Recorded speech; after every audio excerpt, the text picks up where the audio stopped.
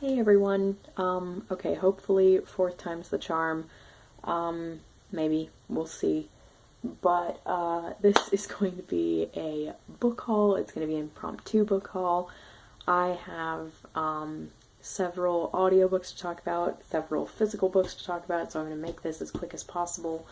For the audiobooks, I have three that I am not going to be keeping because they're actually part of a Audible sub streaming service that I'll explain real quick, and then so I'll talk about those, and then I'll talk about the ones that I actually have now to keep, and then I'll go on to talk about the physical books.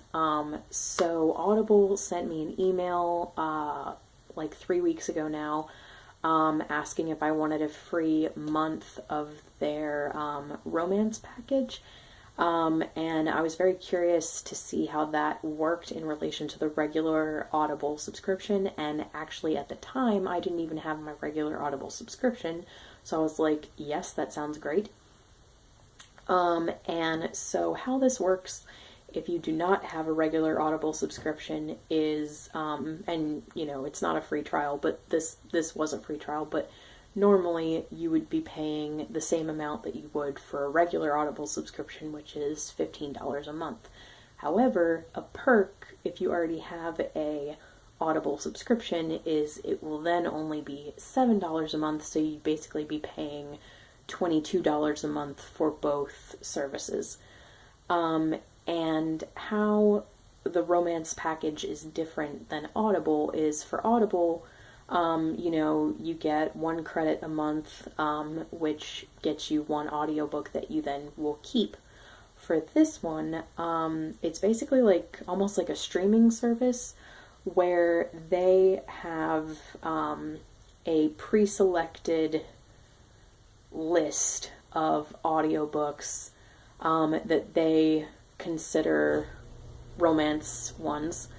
And you can stream up to 10 of those in a month for this extra either $7 or $15 a month.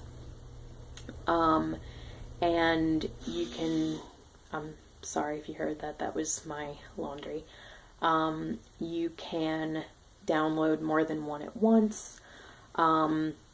And so that's basically what you're getting. So for mine, I really wanted to make sure that I wasn't accidentally listening to one of their audiobooks that I could actually listen to from my library for free. I was basically doing the same thing with the romance package that I tend to do with the regular membership, which is just making sure that I'm not spending a credit, or spending, in this case, one of my 10 to get something that I could just get from my library. So the 3 books that I chose, I made a whole list, but then some of them, I knew I wasn't going to have time to listen to all of them, so I whittled it down, and also some of them my library does have, so I was fine with that. So the 3 that I ended up choosing were 2 Audible exclusive ones, and then one that I don't think was an Audible exclusive, but that my library didn't have. So the first is Wanderlust by Lauren Blakely. This is one of the Audible exclusives. It is a contemporary romance, and I'm not really... It's weird. I like YA contemporary romance, but for adult, I love historical romance, and I have kind of learned that I'm not really an adult contemporary romance fan. However, I'm really enjoying this one. This is set in Paris, and it involves an American woman going there for a job, and an English guy who lives there, lives and works there, meeting first socially and then actually through work, and you know that they're going to end up together because that's how romance novels work, basically. And the reason I chose this is because it is half narrated by the wonderful Richard Armitage, who is my favorite actor narrator. I completely love his narrations, like, a lot. And I also just really love him as an actor too. And so far, I'm enjoying the story, I'm enjoying the characters, I love his narration because it's amazing, as usual. The only thing I'm not loving so much is the female narration. But that might just be me. It might just be a personal preference. It feels like there's not really much inflection from this narrator.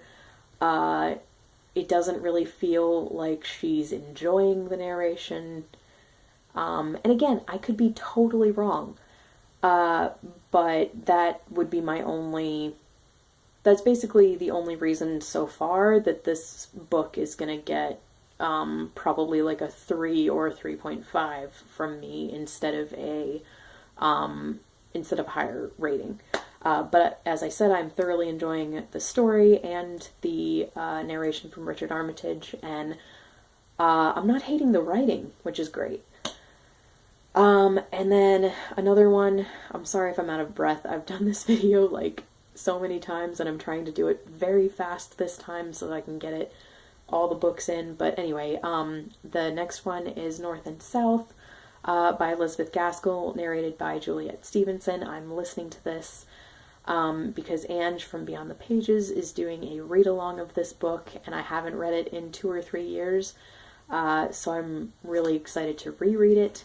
And I love Juliet Stevenson's narration. I've listened to it before, maybe through Audible, but I'm not really sure.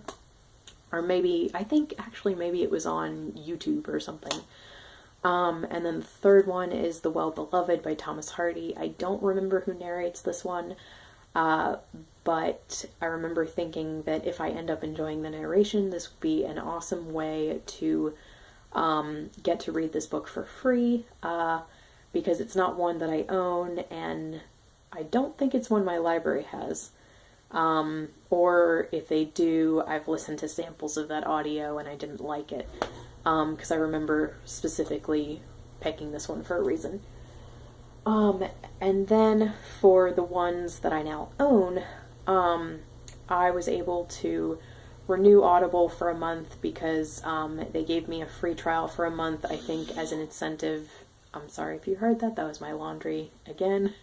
It keeps buzzing for some reason. Anyway, as incentive to renew in the future, I think they were like, hey, here's a free month. So what I did was I exchanged 3 audiobooks that I had. I have quit the Dance to the Music of Time read-along that Katie from Books and Things was hosting. I loved the writing of the first book. I got a little... almost halfway through, I want to say, and I was really enjoying the writing. I did not care about any of the characters or what happened to them, so yeah, that was kind of stinky and I felt really bad. But anyway, so I ended up returning the 3 audiobooks that I had bought for this read-along, and I exchanged them. I exchanged one for an Audible exclusive narration of Bleak House by Charles Dickens, narrated by Miriam Margolyes. I do not know if I said that name right, but she is an English actress and I really, really like her. And then I exchanged one for a narration of Dr. Jekyll and Mr. Hyde by Robert Louis Stevenson, narrated by Richard Armitage again. And I exchanged the third one for another Richard Armitage narrated audiobook. This time it was Hamlet, Prince of Denmark, the novel by A.J. Hartley and David Hewson, which I've been kind of umming and awing over for a while now, but I really loved Romeo and Juliet, written by David Hewson and narrated by Richard Armitage, and Hamlet got the Audi Award for Audible Book of the Year in 2014. So I think what I'll do is read the original play and listen to it, and then listen to this this novelization of it, and I'm hoping that I love it. And then I also used the free credit that I got from the free trial to get the BBC radio collection of the Jane Austen the adaptations of the Jane Austen Six Major Works, which I technically had before, and then returned to get something else, and then decided, no, I really do want this. So I have it back now, and I will listen to those sometime this year. And then the last one I got, I paid for, and that was Two on a Tower by Thomas Hardy, narrated by Michael Kitchen. I really, really love Michael Kitchen as an actor, and also his voice is just really soothing. So I have this, and I have my Penguin English Library edition, so I'm going to read and listen at the same time. Okay, those are all of the audiobooks, I think. So, now for the physical books. I went to the used bookstore, and I got some things. I'm so excited. First, I got, this is from the Agatha Christie Mystery Collection, which I love these. My library has a ton of them. And this is The Golden Ball and Other Stories. And I'm really excited because this actually has a lot of the short stories that were then adapted for Agatha Christie Hour. So that'll be a lot of fun. I'm hoping to read this sometime this year. And then I got Strange Case of Dr. Jekyll and Mr. Hyde and Other Stories by Robert Louis Stevenson, because I've grown to actually really love these tiny little collector's library editions, and you really don't see them anywhere anymore new, so I was excited that they had this one. And of course, after getting the Richard Armitage narration of the audiobook, I had to snatch up a physical copy. And then another one of those that they had is The Scarlet Letter by Nathaniel Hawthorne, which I've been debating reading this for such a long time, and the edition that I had my eye on was the Penguin Deluxe edition, not the Penguin English Library one. And this, I think, is really pretty, and it was $2.50 instead of like $14, which I think is what the Penguin one is. So I decided to go with that one. And then I got Frankenstein by Mary Shelley. I am planning on reading that sometime this month. I was just going to listen to the Dan Stevens audiobook that I've had for a while and haven't listened to yet. And I really wanted a physical copy to read along with it, but I think initially I was going to save buying it for getting the Penguin English Library edition because I really liked it.